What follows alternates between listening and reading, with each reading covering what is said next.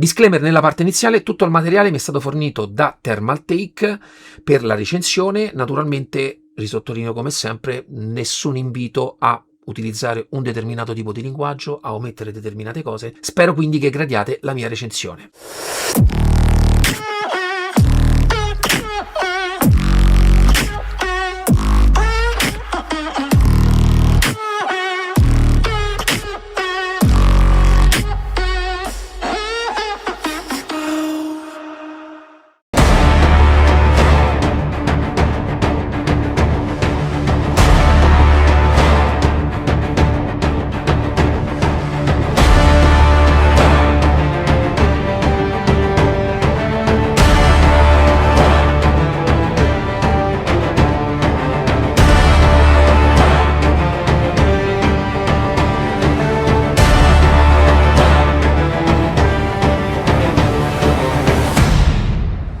Thermaltake G6, ecosistema completo portato sul campo da Thermaltake.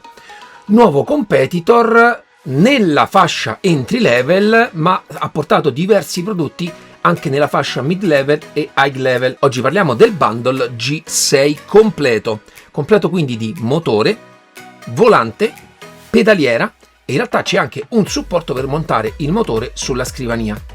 Vi arriverà quindi a casa uno scatolone completo di tutto quello che vi servirà per montare questo bundle.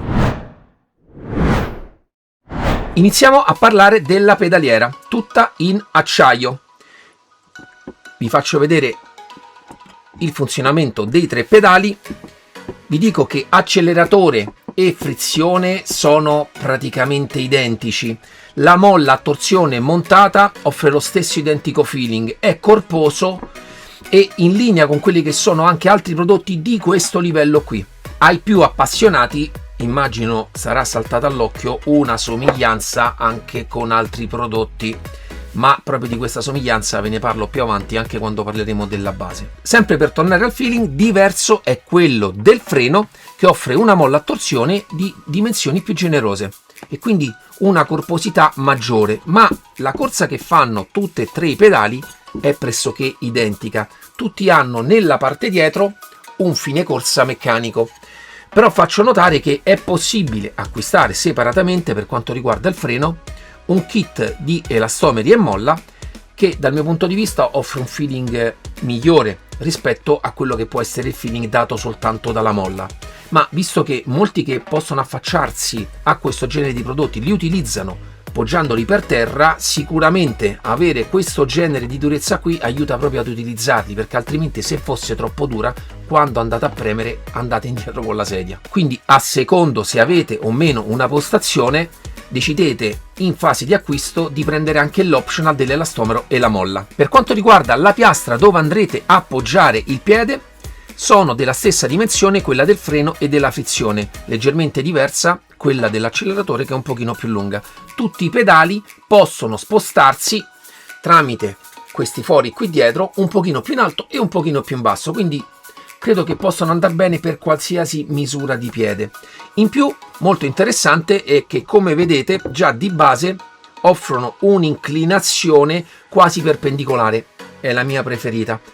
Naturalmente questo genere di inclinazione è ottima se avete una postazione. Nel caso la utilizzaste per terra, c'è la possibilità, allentando e togliendo queste viti qui, di inclinare un pochino di più la pedana dove appoggiate il piede per avere una posizione più comoda nel caso foste seduti su una sedia.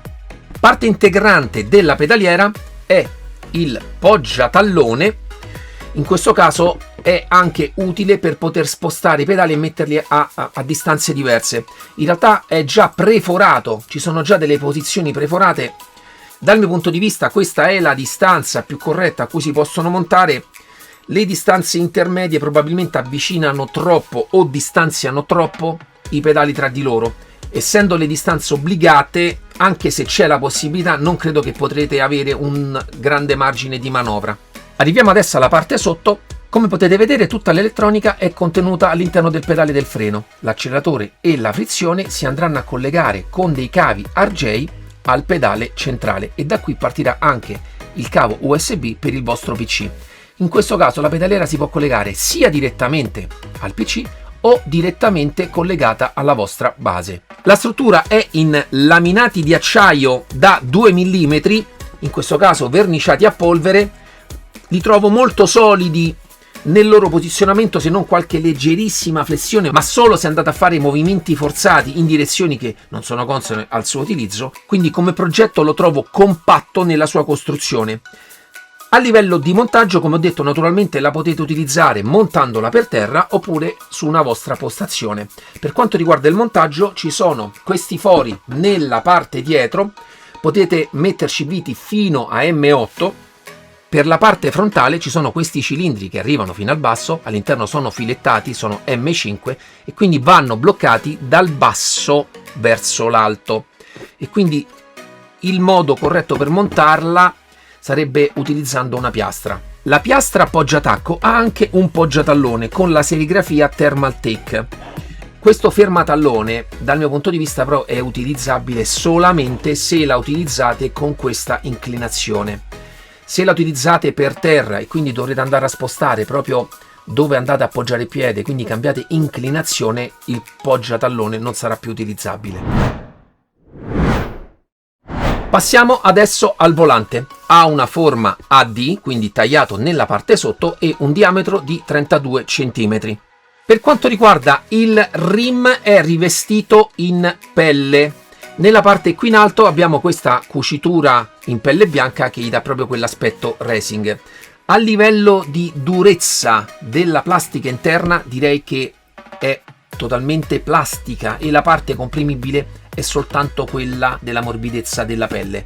Per quanto riguarda le cuciture interne, sono per tutto l'arco del volante, anche nella parte qui interna dove poggerete i pollici. Ci sono volanti che adesso in quella specifica parte tolgono totalmente quella che è la cucitura. Io l'ho utilizzato nel 99% a mani nude, non trovo questo esagerato fastidio della cucitura quando lo impugnate. Però questa è la mia esperienza, però volevo farvi notare, visto che adesso ci sono anche prodotti diversi che offrono esperienze diverse. Per quanto riguarda la dotazione pulsanti, devo dire molto simili a quello che potrebbe essere un joypad. Questo perché, ma ne parleremo nelle conclusioni finali, vedo una forte somiglianza anche con un altro specifico brand.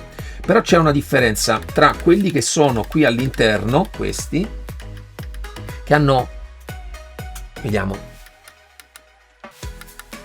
sentite, hanno un feedback tattile, e quelli che sono invece nella parte qui esterna, che somigliano a questo punto veramente a quelli di un joypad. Però anche qui direi un livello identico a quelli che sono prodotti che si trovano in questo genere di fascia qua, e soprattutto sono rivolti a una determinata utenza. Abbiamo qui poi un joystick direzionabile. Nella parte centrale c'è anche un altro pulsante dove c'è il logo serigrafato di Thermaltake, e nella parte qui in alto, utilizzabili con il pollice, 2 rotary. Non si sente nemmeno il rumore. La parte tattile è molto leggera e sono anche premibili. Le cover cap in questo caso sono in ABS. Prima che arrivo alla fine, fatemi sapere voi se riscontrate anche voi qualche somiglianza, che naturalmente anche nella parte dietro mi ricorda veramente tanto anche altri prodotti. Direi che sono identici. Abbiamo doppio cambio magnetico, non insonorizzato, però devo dire solido nella sua posizione. Probabilmente forse solo la frizione ha un piccolissimo gioco nelle sue boccole, ma nel suo utilizzo non è percettibile. Tutti funzionano con sensori di Hall, sia la parte del cambio che quella della frizione. Cerco di farvi vedere ancora meglio il tipo di feeling. Devo dire che grazie alla generosa calamita nella parte dietro il feeling è deciso. Naturalmente lo dirò più volte nel video, mettete sempre sul piatto della bilancia la fascia di prezzo a cui si trovano questi prodotti. Adesso personalmente trovo che anche la fascia di entrata ha innalzato tantissimo quella che è la qualità di questi prodotti, e soprattutto ricevete dei feeling che una volta erano concessi soltanto a chi spendeva veramente tanto per un volante. Naturalmente nella parte dietro è compreso anche il quick release, è la tipologia NRG, utilizzata anche a livello automobilistico. Va allineato rispetto al quick release lato base e il suo serraggio avviene quando le sfere all'interno del quick release lato volante entrano nelle sedi lato base. E per quanto riguarda l'adesione e la compattezza tra volante e base, personalmente non ho avuto nessun tipo di problema. Nella parte qui in alto abbiamo poi una striscia LED RGB, se notate è fatta in modo che non si distinguano i singoli LED e dà un effetto suo particolare quando è in funzione. Naturalmente entrerò un po' più nello specifico anche nelle compatibilità quando vi parlerò del suo software. Arriviamo quindi alla sua base da 6 Nm. È probabilmente il motore più compatto che io ho mai provato, veramente molto piccolo. Tutto in metallo, in ABS invece la front cover e la back cover. Per quanto riguarda le sue dimensioni, parliamo di una lunghezza di 11 cm che diventa 21 cm se consideriamo anche tutta la parte del quick release. Praticamente il quick release è lungo quasi quanto tutto il corpo volante. Per quanto riguarda invece le dimensioni esterne, è un parallelepipedo dalle dimensioni di poco più di 12 cm e mezzo e 12 cm e mezzo. Per quanto riguarda il montaggio, ci sono 4 fori nella parte sotto, sono ad una distanza di 40 mm l'uno dall'altro e come distanza 78 mm,4. Sono misure un po' particolari ma condivise anche da altri prodotti. Anche da spento ha un'ottima fluidità che ho riscontrato anche in altri modelli di questa categoria qua. Per quanto riguarda il quick release, come vi ho detto, è un NRG. Vedete nella parte qui in alto c'è un piccolo segnetto che serve per allinearlo con la parte del quick release lato volante. Arriviamo adesso alla parte dietro e anche qui immagino che alcuni di voi già riconoscano la disposizione dei connettori, perché è davvero molto simile, adesso ve lo dico, a delle basi PIXN che ho provato. Mi sto infatti informando se c'è una collaborazione anche con quel brand per la realizzazione di alcuni prodotti, visto che sono stato anche in fiera a Dortmund l'anno scorso e ho visto che molti dei suoi prodotti richiamano altri brand che io conosco e credo che il lancio di Thermaltake di tutta la sua linea per il sim racing si fondi anche sulla collaborazione con tantissimi altri brand. Abbiamo un pulsante rosso per l'accensione e lo spegnimento, un connettore per l'alimentazione, abbiamo un connettore standard e anche per quanto riguarda l'alimentatore ve lo faccio vedere, è un alimentatore comune, in questo caso lavora a 24 volt e mi sembra che abbia 72 watt di potenza. Anche in questo caso non entro troppo in questo genere di specifiche, anche se la tipologia di alimentatore crea un funzionamento particolare di questi motori, essendo comune anche alla maggior parte di prodotti in questa fascia qui. Questo non inficia in quelle che possono essere poi le differenze anche tra un prodotto e l'altro. Sempre nella parte qui dietro abbiamo un connettore RJ per le stop, che in questo caso dovrete comprare a parte se volete, ma in queste potenze secondo me potete anche farne a meno. Abbiamo poi 4 connettori USB Type-C, uno per la connessione al PC e altri 3 sono per connettere periferiche come pedaliera, cambio e altre periferiche che potrebbero uscire del mondo Thermaltake. Visto che siamo già nella parte dietro, entriamo anche un po' più nello specifico della costruzione e l'elettronica che viene utilizzata. Io l'ho aperto e anche qui ho ritrovato alcune similitudini e forse similitudini anche riduttivo rispetto effettivamente all'uguaglianza anche con, come vi ho detto già, anche altri prodotti. Viene utilizzato in questo caso un encoder magnetico a 16 bit, quindi al pari di quelli che sono anche altri prodotti in questo genere di fasce. In realtà questo genere di encoder viene utilizzato anche su prodotti in teoria che dovrebbero far parte di fasce diverse, ma per quanto riguarda la fascia di questa potenza credo che sia condivisa con tutti i prodotti che esistono. Come vi ho detto, utilizza un motore da 6 Nm e per quanto riguarda la dissipazione del calore che avviene in questi motori viene fatta da tutto lo chassis in metallo esterno, e in questo caso vedo una linea proprietaria di Thermaltake, anche se somiglia molto, ditemi anche voi, a quella della linea Mozza. Fatemi sapere cosa ne pensate. Ma poi, a proposito di Mozza, vi mostro il suo software che mi ha ricordato anche in questo caso tantissimo quello di Mozza. Eccoci al Racing Control di Thermaltake. Nella schermata Home abbiamo le impostazioni di tutto il suo ecosistema, di tutte le periferiche che abbiamo attualmente collegato. Possiamo fare un primo test del funzionamento dei pulsanti e dei rotari del volante, il funzionamento della rotazione e anche i 3 assi della pedaliera. Poi possiamo specificatamente andare a configurare la base con tutti i suoi parametri. Questi sono quelli che sto utilizzando io in questo momento. Rilevamento delle mani disattivo, l'inversione del force feedback anche questo disattivo. Possiamo calibrare il centro. Qui controlliamo l'angolo di sterzo, in questo caso impostato a 900 gradi. Intensità soft lock 100%, quella un pochino più dura. Intensità force feedback gioco 100%, la coppia massima al 100%. Smorzamento meccanico, che è quello che dà un pochino di feeling al volante, al 13%. Centraggio meccanico, che è la molla di centraggio, 0. RPM massimi intorno a 115. Questo è un valore già preimpostato, non cambia molto mentre giocate e soprattutto ha un po' meno valenza con una base di questa potenza qui.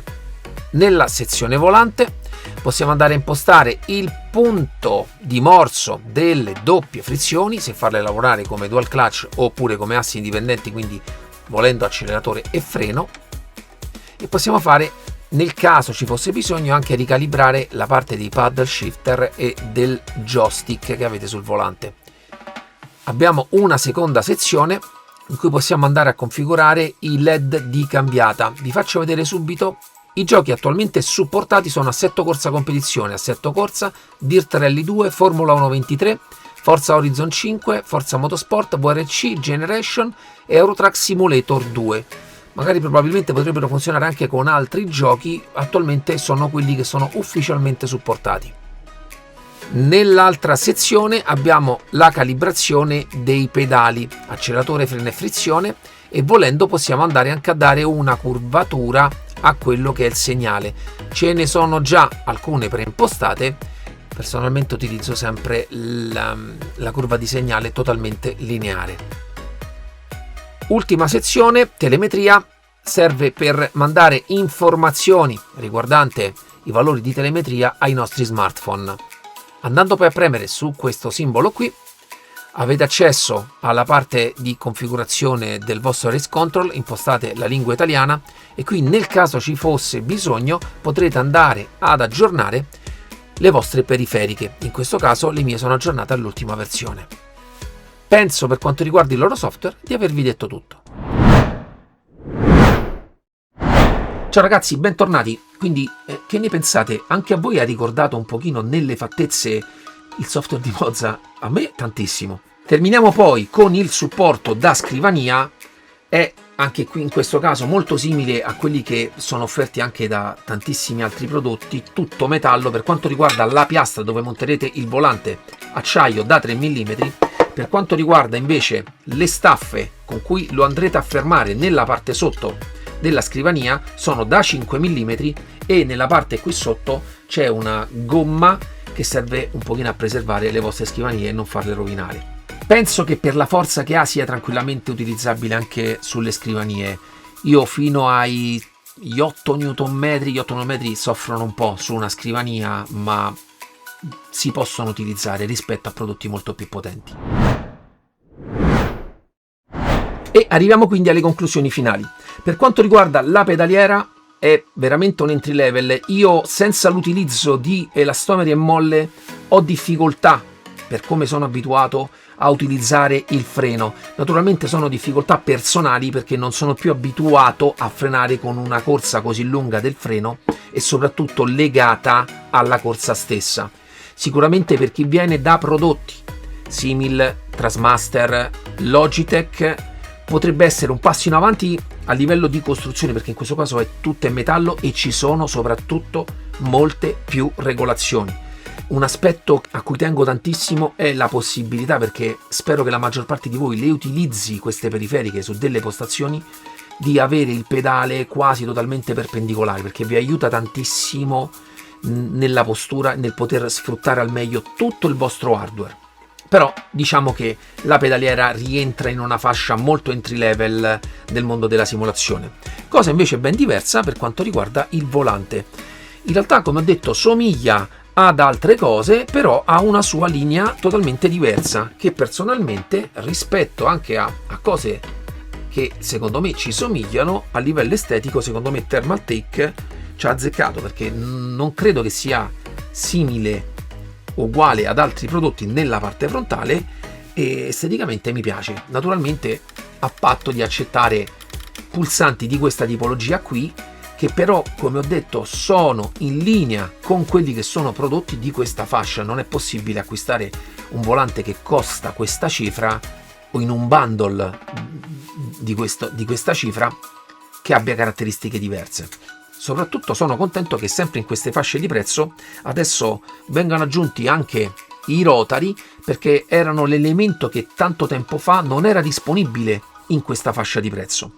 E devo dire che l'aspetto estetico secondo me è molto accattivante, ripeto, anche più bello di altre cose che ho visto di pari prezzo. La linea l'hanno secondo me azzeccata tantissimo. Mi piacerebbe, se effettivamente questi prodotti vengono da una determinata collaborazione, che si attivasse anche la possibilità di poter sfruttare la parte dei LED e delle illuminazioni anche con CMAB, perché renderebbe subito compatibile le illuminazioni con tutti i giochi e soprattutto anche con i giochi di nuova uscita, in cui probabilmente aspettare sempre il produttore che aggiorna il proprio software è un pochino più complicato e lento.